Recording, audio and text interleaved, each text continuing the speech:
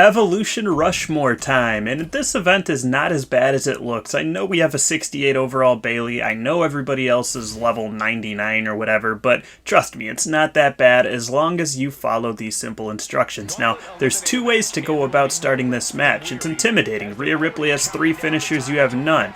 But she's going to try to use them any chance she gets, so just be ready for it and time it accordingly. Anytime she has any kind of opportunity to use the finisher, she's gonna just time it correctly, reverse it, move on. Alternatively, when the bell rings, you can just ditch the ring and stall until the next entrant joins the gauntlet match. That's a method that a lot of you who have played ranked matches online are pretty familiar with your opponents doing, so just kind of mimic their trollery here, if you will, and wait until the next participant comes down to the ring. But either way, no matter what your preferred method is, once the next entrant comes down to the ring, can you guess what I'm going to say? If your guess was turn your attention to the poor referee, then ding ding ding, you are correct.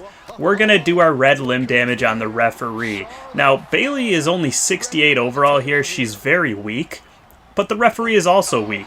But even so, it does take quite a while to get that red damage, so I figure it's best to just practice on the referee while we let our opponents weaken each other in the ring. So once you get your sights set on the ref, I know easier said than done, right?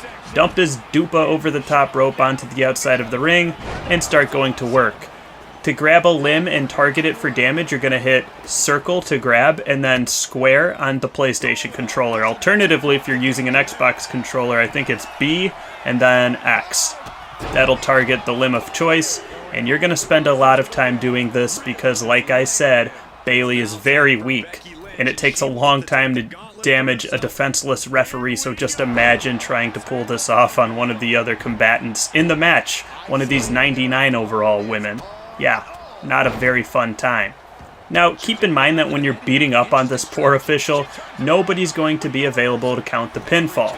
That's okay. Once you get your red limb damage on both the arms and the legs, we can chuck them back in there, and by that point in time, a lot of people will be beat up and susceptible to a pinfall. You may have to take breaks every now and then because one of the AI opponents will try to focus in on you and chase you around the ring. And when I say chase you around the ring, I mean literally chase you around the ring. You can break their focus sometimes by just entering the ring and then getting back out, but outside of that, expect them to hunt you down relentlessly. But don't worry, if you're on the outside of the ring, they cannot defeat you. This is not a Falls Count Anywhere match, so you're safe on the outside of the ring. If you get whacked a few times here and there, it's no big deal. Take your lumps and then go back to beating up on this poor official once you're done. It's not so bad, really. Once you get red damage on both of these limbs, I'm talking arms and legs that is, get your crowd and opponent taunt in, don't forget to do that. If you didn't do my strategy at the beginning where you did 5 counters on the Rhea Ripley at the beginning, either from her finishers or whatever, it's no big deal. You can still get your 90 MFP by doing your signature and your finisher. Luckily, when you're beating up on the referee, it also builds your momentum, so you should have a full signature bar and damn near 3 finishers just by beating up on the poor referee, so that's good news. I like to just pick my spots at this point. Let the AI do the bulk of the work for you. Why not? Just wait on the outside of the ring. If somebody turns their attention to you, proceed to let them chase you, go into the ring to break their concentration, or hey, hit them with a signature. Feel free to hit them with a finisher as well on the outside of the ring if you got more to spare.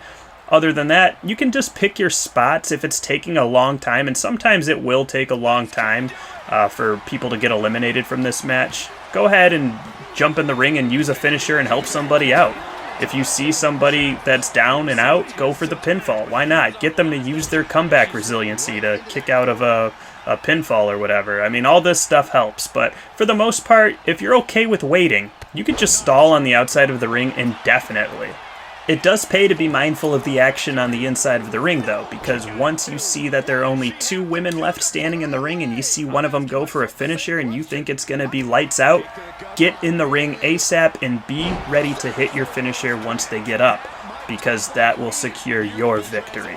And if they have a comeback, like resiliency, like I said, sometimes you're going to need to hit them with 2 finishers. So I like to make sure I'm locked and loaded and ready to go, preferably with at least 2 finishers stored when that moment arises.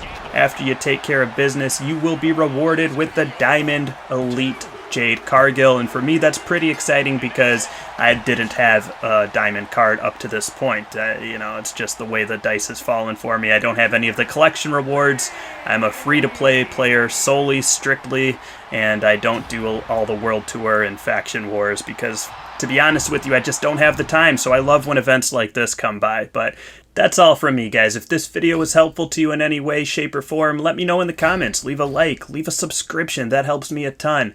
I will keep the MyFaction content coming as long as it stays helping you guys. Until next time, be well and take care. See ya.